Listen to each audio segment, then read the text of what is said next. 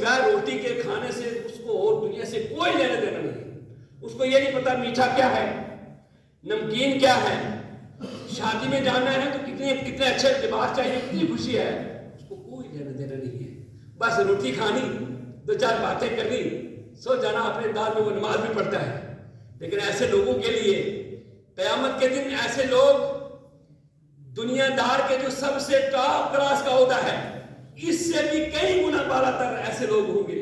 پھر لوگ وہاں تعجب کریں گے, یا اللہ نمازیں ہم نے پڑھی, روزے ہم نے رکھے, رات بھر شبیداری ہم نے کی, جتنے احکام شرعی کے جتنے اچھے کام تھے سارے تو ہم نے کیے ہیں, لیکن یہ اتنا اچھا مقام ان کو کیسے مل رہا ہے؟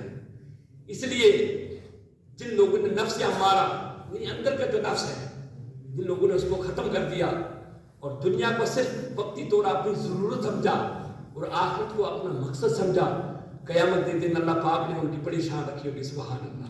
بہرحال اللہ کا شکر ہے کہ ہمارے جیسے بھائی گھروں میں شاید سو رہے ہوں گے یا سونے کی تیاری کر رہے ہوں گے, لیکن میرے بھائیوں ہماری عبادت کا اللہ پاک محتاج نہیں ہے. نبی پاک پر ہم درود پڑھیں تو کیا نبی پاک صلی اللہ علیہ وسلم ہمارے درود کے محتاج ہیں؟ اللہ پاک نے اپنے محبوب کی شان کو اتنا بلند رکھا ہے, اتنا بلند رکھا ہے. علماء لکھتے ہیں, حدیثوں میں کتابوں میں آتا ہے کہ روزہ رسول پر 70,000 فرشتے صبح سلام پیش کرتے ہیں, 70,000 فرشتے شام کو سلام پیش کرتے ہیں. اور آگے سنو, زور سے پہلے کہو سبحان اللہ. سبحان اللہ. یہ خدا نے اپنے محبوب کی شان دیکھو کتنی اعلیٰ رکھی ہے. 70,000 صبح کرتے ہیں, 70,000 شام کو, اور جو فرشتہ ایک بار روزہ رسول پر حاضری دے دیتا ہے اس کو قیامت تک اس کی باری نہیں آتی ہے. سبحان اللہ. بتاؤ اللہ نبی پاک صلی اللہ علیہ وسلم کو ہمارے درود کی ضرورت ہے؟ نہیں. نبی پر درود بھیج کر ہمیں اپنے گناہ معاف کرنے کی ضرورت ہے, ہمیں اپنی نیکیوں میں اضافہ کرنے کی ضرورت ہے. ضرورت ہمیں ہے.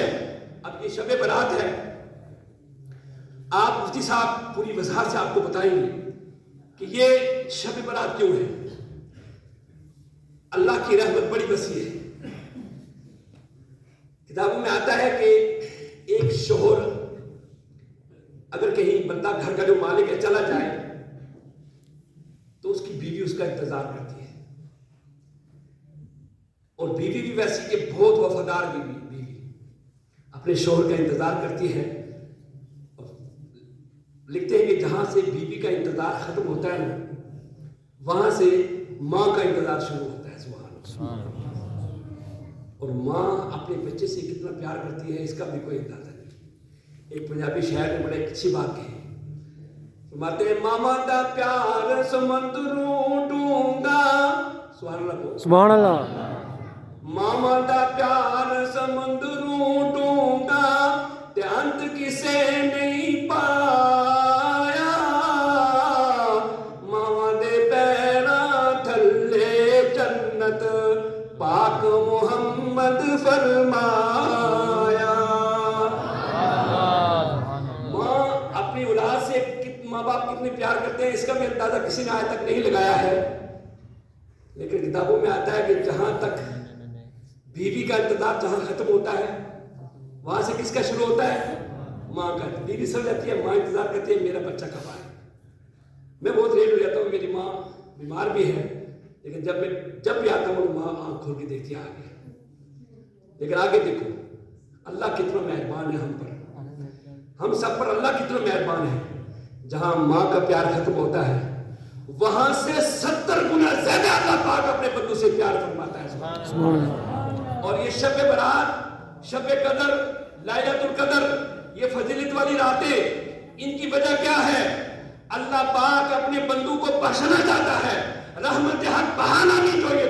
اللہ کی رحمت بندوں کے گناہ معاف کرنے کے لیے بہانہ تلاش کرتی ہے. لیکن ہم اتنے بدبخت ہیں, اتنے بدقسمت ہیں, مسجد میں آنا ہی نہیں ہے. ہمارے پڑوس میں مسجد کے آس پاس میں کتنے لوگ ہیں جو جمعے کی نماز تک نہیں پڑھ رہے ہیں. یاد رکھو اس دور میں بھی اگر آپ نمازی نہیں بنے تو بتاؤ ہم کب بنیں گے بھائی نمازی. آج فرقوں میں ہم بڑھے ہوئے ہیں, اور فرقے تو دور کی بات ہے, اللہ کے گھر کے ساتھ ہمارے کو لینا دینا نہیں कुछ है ही नहीं, कोई रास्ता ही नहीं है, इमाम साहब है बस, इससे आगे कुछ नहीं है। मेरे भाइयों, 5 वक्त की नमाजें छोड़कर आपने आपकी जानों पे जुल्म कर रहे हो। जुमे की नमाज छोड़कर आपने सुना नहीं, अल्लाह के रसूल सल्लल्लाहु अलैहि वसल्लम इरशाद फरमाते हैं कि जिस पर जुमा फर्ज हो, जानबूझकर जो आदमी 3 जुमे तर्क करता है, उसका खात्मा ईमान पर होने की कोई संभावना नहीं है, कोई गारंटी नहीं है कि वो ईमान पर उसका खात्मा होगा। बताओ, इस दुनिया में अगर आप रहकर के बेईमान होकर मर गए तो क़यामत में कहां जाओगे, किस तरफ जाओगे?